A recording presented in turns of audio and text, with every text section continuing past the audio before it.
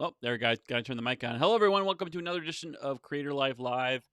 I'm Scott Winroth, co-founder of Content Academy, and I'm so happy to welcome you tonight. Oh, got to fix my shirt. So happy to welcome you all tonight to our live edition. We're going to talk about podcasting tonight. Podcasting is something that I love doing and have been doing for several years now.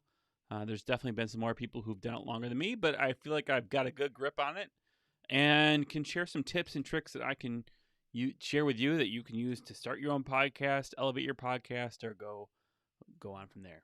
And so a couple things.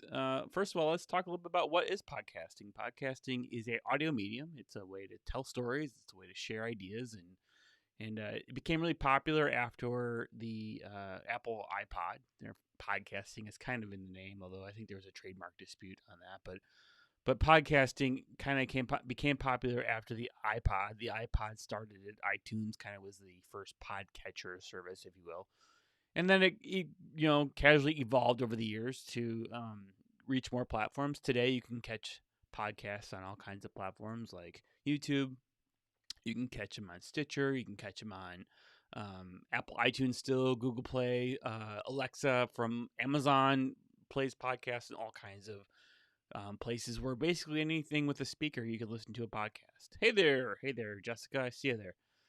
So ultimately, you want to check out these different platforms, and if you listen to podcasts, I'm sure if there's any podcasts that you listen to, put them in the chat, and I'd love to hear what you listen to on your episodes. But mostly tonight, we want to talk about how to podcast, right? How you can start a podcast, some points and some tips that I have learned from several years of doing it. So tonight, I thought it'd be kind of cool just to have a chill conversation about some podcasting topics.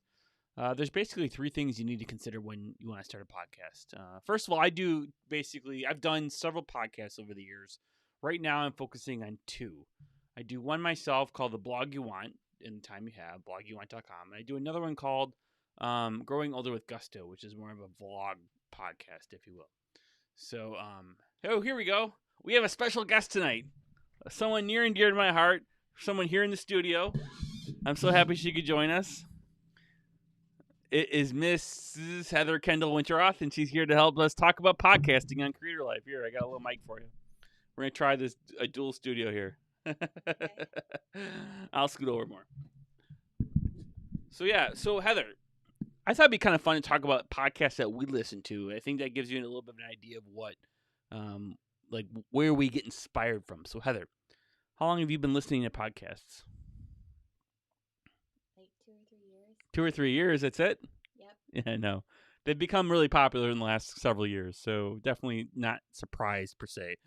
I know I kept telling Heather, I hope you don't mind me saying this, I kept telling Heather you should check out these podcasts, but it took her a little bit, but she's here, and now you're hooked, right? Now you listen to a lot of podcasts, right? Yep, I listen to like 6 or 7 probably. 6 or 7 podcasts. Yeah. So give us a rundown of some of the podcasts that you like to listen to. I really like the history podcast, like the History Chicks Dress, a podcast about fashion, or the history of fashion. Mm-hmm. The Revisionist History by Malcolm Gladwell. Yeah, it's a good one. And there's this one that I really like called Noble Blood, where this girl talks about kind of like the tragedies of a lot of like European types of nobility. Mm-hmm. And Hidden Brain. Now that's NPR. That's an NPR podcast. Yeah, so yeah. 99% Invisible. Is that NPR? I can't remember. Yeah, it is NPR too, I think. Or maybe it's iHeartRadio. Yeah. See, that's one thing that platforms like, or production studios like NPR and, iHeartRadio, another platform. I can't think of the name of it, but they have a show called Startup Life or something like that. They have really come in and sort of really taken over. They've really amped up the quality of a podcast. I mean, what used to be kind of like something you could do in your basement, and it says it's hard to hear you, so you got to move the microphone a little bit closer to your mouth or talk into this one. But ultimately, thanks, Jessica. But ultimately, I know why it's hard to hear you, because you're muted. There you go. Let's unmute you. So yeah, sorry. Really? You You did that. What do you want me to do? This is our first time, folks. You can tell. So ultimately, anyways, production studios like NPR, who have been producing radio shows for a long, long time, CBS, iHeartRadio, they have kind of gotten into the podcast game over the last couple of years. I know one of my favorite podcasts is called How I Built This, which is an NPR podcast. But ultimately, they've gotten into it. Also, entrepreneurs like the guy who started LinkedIn, his name is escaping me, but his book is right here. I can look at it. Reid Hoffman. There you go. Reid Hoffman, who has a podcast called Masters of Scale, which talks about scaling a business and that kind of stuff. So those are definitely they've amped up the game. Let's face it, they've definitely amped up the game. Just give us a rundown real quick of your favorite podcast, because I don't think everyone can hear that. So say it again. Oh, I like Dressed, A History of Fashion. Mm-hmm. There is 99% Invisible, Revisionist History by Malcolm Gladwell. What else do I like? Through Line, Noble Blood, The History Chicks, Hidden Brain. Oh, In Vogue. That one was kind of cool. It was like a mini series about the 90s. Mm-hmm. And I do listen to this other one called So You Think You're Intuitive with Natalie Miles. I think that one's an independent podcast. Gotcha. We can only use one mic because it's echoing. So stop talking here. So anyways, those are some podcasts to listen to. Obviously, I think what makes them different, and I know a lot of podcasts that I've listened to over the years, as I mentioned, a lot of them are startup ones, marketing ones. Amy Porterfield, Marketing Made Easy, or Online Marketing Made Easy, has been definitely one that I've listened to a lot over the years. And, just a whole bunch of sort of Seth Godin, Akimbo podcast is another popular one. So these are definitely some podcasts to check out if you want to listen to podcasts. And how do you listen to your podcast? How do you listen to your podcast, Heather? That's a great question, Scott. I listen to my podcast like either in the car or I listen to the podcast while I am cleaning with my earbuds in. Yeah, that's a popular, mainly because you listen to it from your iPhone, right?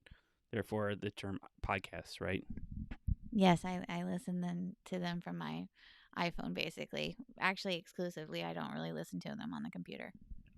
There is a cool update on the Mac. You can listen to podcasts directly from the podcasting app on the Macintosh if you use a Mac.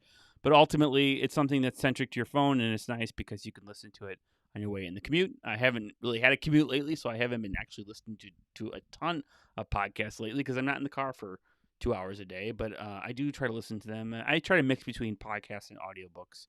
Podcasts are nice because sometimes they're usually about 20, 30 minutes. And I'm not going to lie, I like to listen to them at like 2x.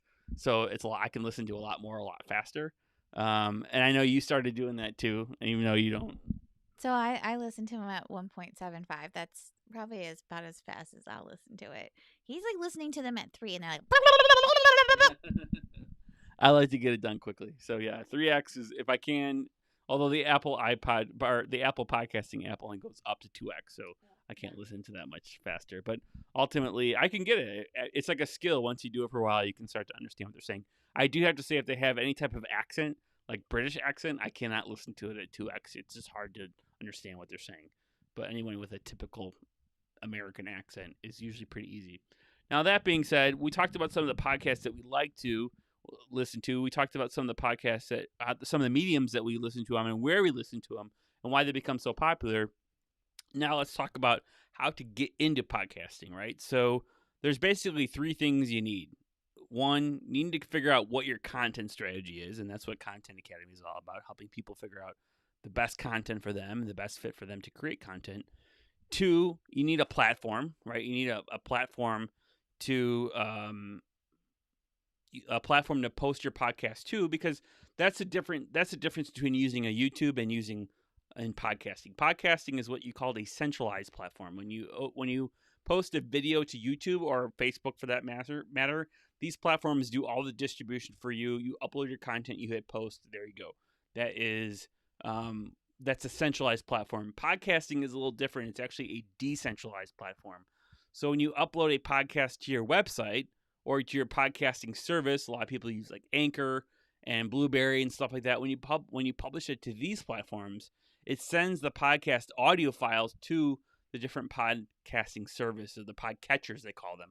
So Apple iTunes podcasting, Google Play podcasting, Spotify, Stitcher, Amazon Alexa, all these different podcatchers are where you go to listen to your podcast. Now, that's a little different. It takes a little bit more skill. That's why I have created some podcasting websites, which I thought I'd show you. Now, there's lots of different platforms. Anchor is a popular one. Blueberry is a popular one. I personally like to use my own.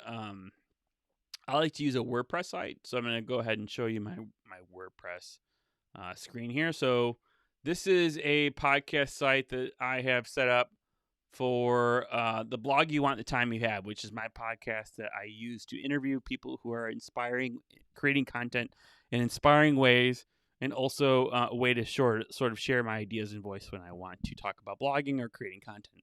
So this is a WordPress site that I built using the popular content management system, as well as the Divi theme. And on this site, you can check out all the content that I have. Plus, here is where I actually list my podcast episodes. So when I actually have a new episode to post, I go into the back end of my website and I hit posts. And that's not posts. I got stuff in the way here. And when I hit posts, this is where I can create a new episode. Just like I'm creating a blog post, I can create a new episode. The only real difference to this is that I have the option with a plugin that I use called Blueberry PowerPress. With this plugin, I can create an episode, right? And I can upload the media. I use a CDN service called Rackspace Cloud Files. Excuse me, can't talk tonight. Cloud Files. So I upload the audio file to Rackspace, and on Rackspace, this actually serves the media file. You don't really want to upload audio files directly to your website server. That can actually really slow down your website and be bad for bandwidth. So you want to serve audio files, especially large audio and video files, from what's called a CDN, or a content delivery network. And from this content delivery network is where I upload the audio files, and then I can attach it to this blog post. And then this whole system is set up to automatically deliver my post episodes to the podcatcher services that I choose. So if I go into the PowerPress settings right here, I can go in and I can see the destinations, and I can see that it's connected to Apple. I can see that it's connected to Google. I can see it's connected to Spotify. It's actually not connected to Spotify. Maybe I should connect it, but there's all these different platforms, and this is where it lets me configure where I want my podcast episodes to go. So if you like to listen to your podcasts on Stitcher, right here, you could download the Stitcher app for Android and listen to my podcast, because I have my podcasts being distributed to these particular platforms. The cool thing about this plugin, it's completely free. Now, there are lots of other services where you can post your Lisbon is another one where you can do your audio from that service. But the bad thing I don't like about those is they have a monthly subscription typically. With this setup in my own CDN where I upload my own files, I don't have any subscription. I just pay for the bandwidth usage that I use, which is like pennies on a dollar. It's super cheap. I have like 15 different podcasts programs with several episodes, totaling several hundred episodes, and I pay less than $20 a month. Whereas if I were to have something like that on a Lisbon or a Blueberry hosting or whatever, that would cost several $100s a month likely. So this is definitely a slick way of doing it. Actually, I'm building a how to host your own podcast course. I'm in the process of building, so I'm happy to launch that soon. But ultimately, this is a fun way to leverage your WordPress site and turn your WordPress site from just being a blog or a website. Maybe it's your business website. Maybe it's your e-commerce site. It could also be your podcast website, and you can actually share the podcast content that you create right on your website, creating that sort of single ecosystem for publishing content to the web. So one, we talked about content strategy. Two, we talked about a platform. And three, you have to market your podcast. You have to get it out there. And marketing is a lot of different things. One, it's making sure that it's available on these different platforms. But two, it's also going out there and sharing it on social media, sharing it on platforms like Facebook, Twitter, building a brand around your podcast, building a community around your podcast. But in my opinion, the best way to start a podcast is really going after a group or an audience that cares about your content, right? So let's go back to the camming window here. So my point is that if you're going to build a podcast, I recommend building a podcast that has sort of a narrow niche audience, right? One of my better podcasts is the one I do with Gail Zuckerman. Gail is the host of that podcast. She does all the audio and stuff like that. I just do more of the technical back end stuff with that podcast. But what's nice about it is that Gail does all the interviewing. She sets up the interviews. She does all the getting the hosts, getting the guests, and stuff like that. And I do all the editing and all the posting and all that kind of stuff. So together we kind of keep accountability of each other, and I think that's a great way to do a podcast. Maybe you and I should do a podcast together. Heather, what do you think? Only if you don't silence me in the microphone. I didn't silence you on purpose. Yeah. Anyways, my point is it's good to have a partner or good to have someone who keeps you accountability partner, because that way you'll want to do it and it'll be easier to create podcasts. Maybe we should get those expensive microphones we were looking at so we can sync up with our audio. The ones where you have to wear it on your shirt. Yeah. The little lapel microphones. Mm-hmm. But anyways, so definitely good to get an accountability partner and get a topic that makes sense. I think that it's actually easier to build a podcast around sort of a lifestyle topic like growing older with gusto, because it's a general broad audience. It's like Time Magazine. If you remember Time Magazine's like a really broad news-based audience, so it had lots of readers. But from a podcasting perspective, it's harder because it's harder to monetize in some ways. You have to monetize it through advertising or through sponsorship. So, are you making funny faces in the video? Yeah. Anyways, so it's harder to monetize a podcast that has a niche audience. What are some ads that you hear when you are listening to podcasts?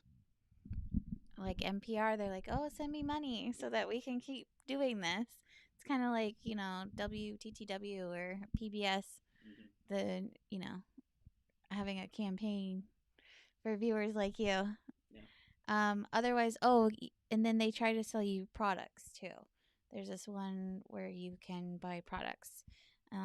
Even some of them have like websites where the products that they're favoring from certain vendors you can buy from. So then they get money from that.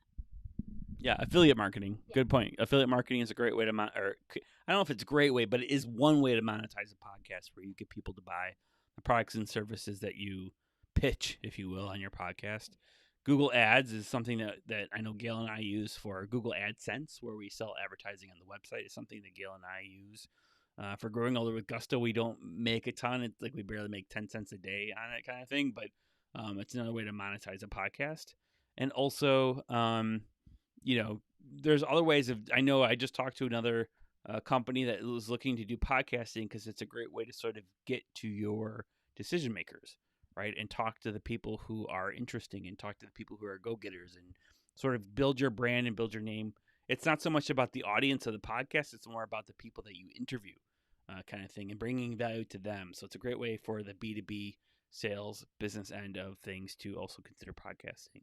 So I love podcasting. There's lots of different aspects of it. We talked a little bit about content strategy. We talked about the podcasting platforms that I use. We haven't talked at all about tools, like podcasting tools, right? So what are some of the tools that you use to edit stuff? You use it to edit videos? Yeah, I know, but I can't remember the name of it right now. I can't remember the name. That's not the name. The name is ScreenFlow. Like we use ScreenFlow a lot for all of our editing, video editing and audio editing. It's only a Mac-based app. It's called ScreenFlow. It's by telestream.com, I believe.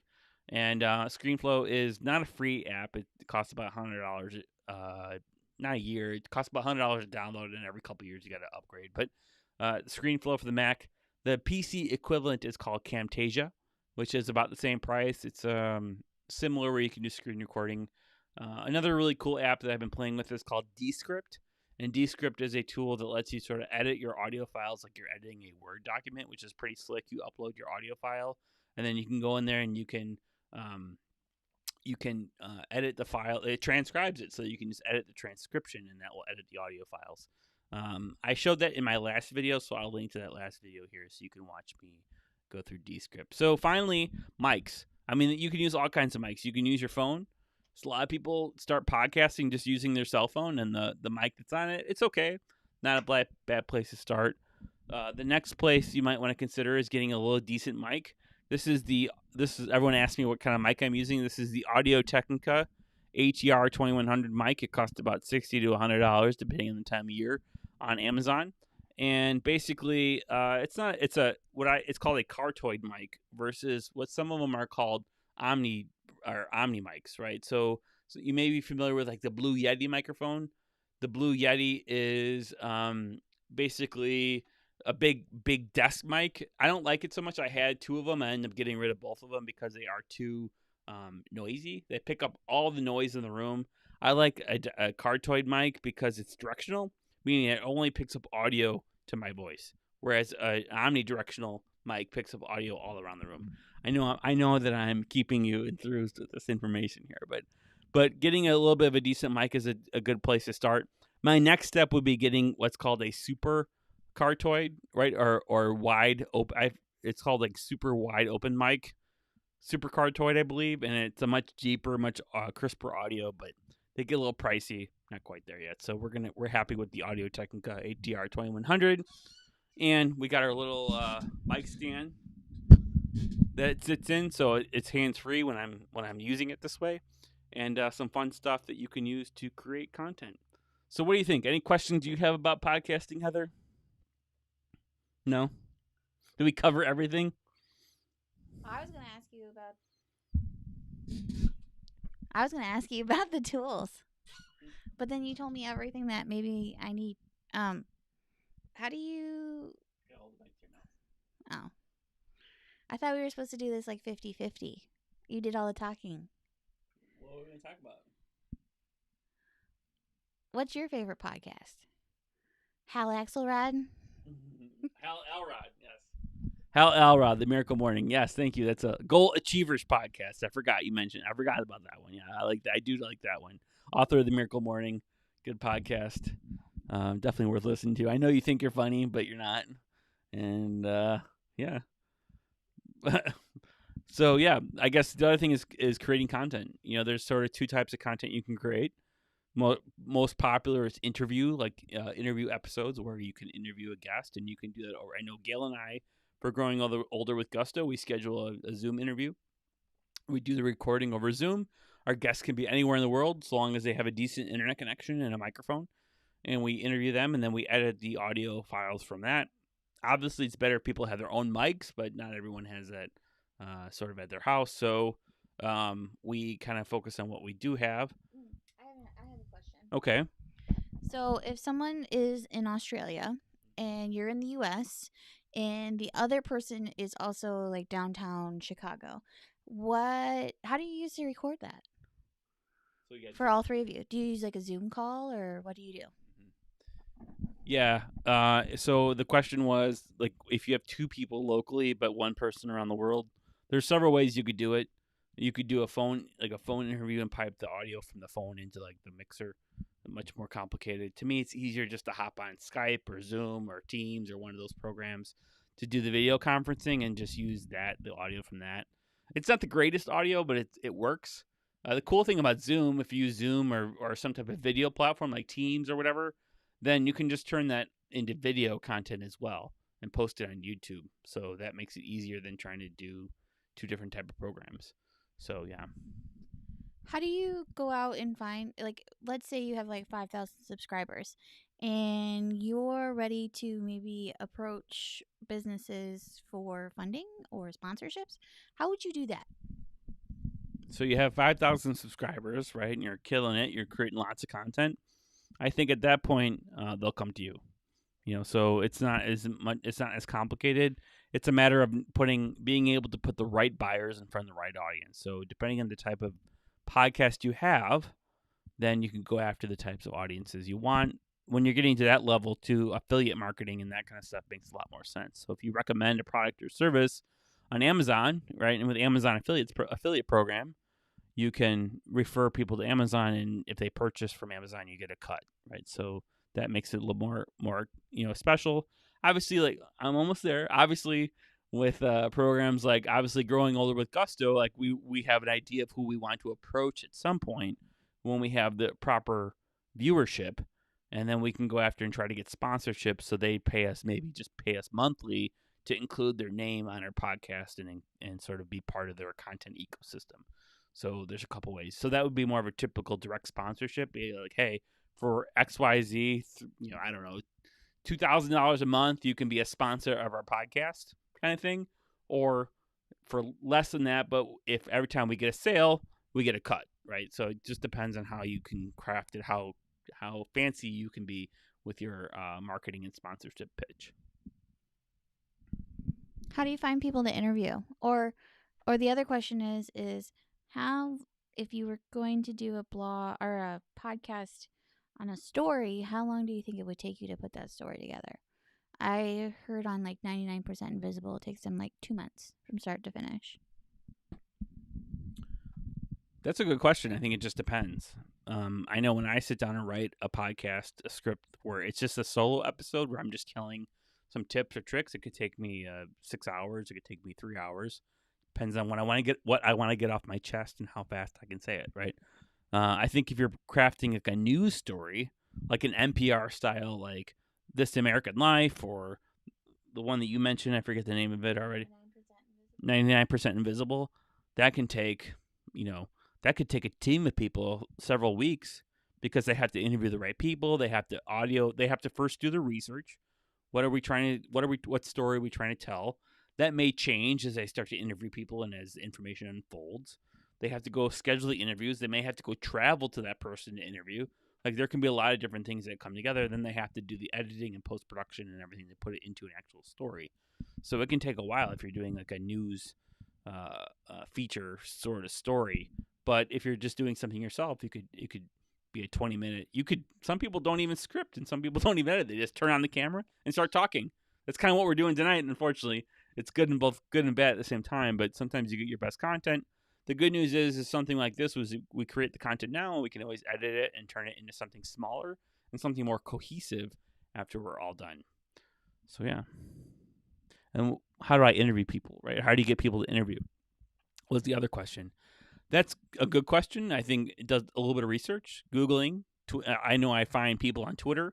I find people on Instagram. I find people on LinkedIn. And I love LinkedIn for prospecting for interviews because you get more of like their resume, so you can kind of see what their background is.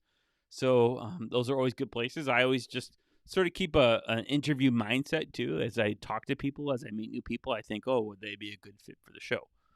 So I just talked to someone last night who runs a meetup group, and I think he'd be a good fit for an interview podcast or interview episode. So, I always just try to keep that in the back of my mind. Once you start doing this, you're always looking out for people, and you can get a little more strategic about it. Like you can actually go and sort of do like a LinkedIn search, like find and search for subject matter experts. But it's also helpful to find people who are definitely known or trying to become subject matter experts or are known subject matter experts. Like if they have a book or they have a course or they have some type of thing they're selling online, sometimes those are better fits because I know I'm boring you. Those are better. You've got two different things going on. You've got one camera there and one camera there, and I like looking at them. So. Once you find people who definitely are willing to talk about what they have going on, it makes it easier to interview them versus trying to go after somebody who maybe is camera shy or mic shy and not necessarily ready to talk online. Okay. So would you say that your initial platform that sounds like you like to find people on is Twitter, and then you go and like stalk them on LinkedIn? Is that what you're saying?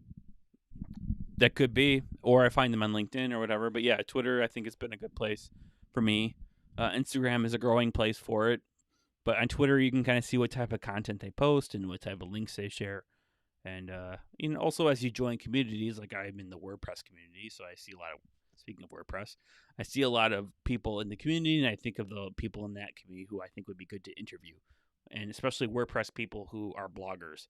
They're a really good fit for the Blog You Want podcast. So I just try to keep an eye out. As I go on there every day, I might see someone, and then I can create a list on Twitter called blog or podcast prospects and put them into that list.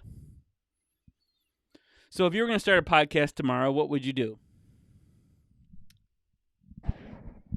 The history of my outfit of the day.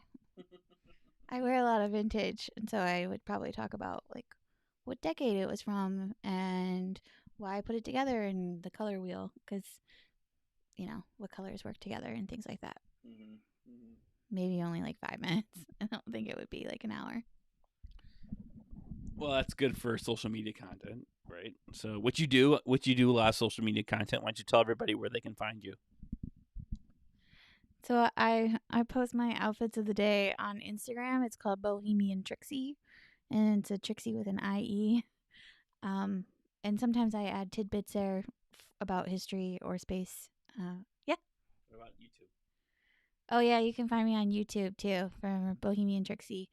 I do post a lot about plus size fashion, vintage, and modern day. I mix it. Cool. Yeah, so that's a wrap. If you guys have any questions, we see you guys talking in chat. Feel free to ask questions in the chat.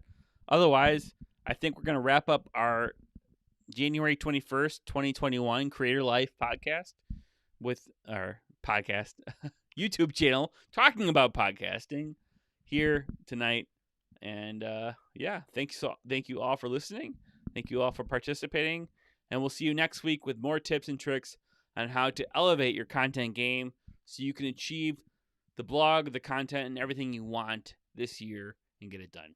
And a big special thank you to Heather, who joined me tonight on Creative Life. And I look forward to hearing more from her in the future about how her blogging and Instagramming and content creation is going. And be sure to check out her channel at the Bohemian Trixie. We'll put a link in the episode. And for our collab tonight, a video collab, and and ultimately we will see you all soon. If you have questions on podcasting or anything about creating content, SEO, digital marketing, please leave a comment on this video. We'd love to answer them in a future video. Also, be sure to. Oh, Roger's all about Heather. Heather is awesome. Thank you, Roger.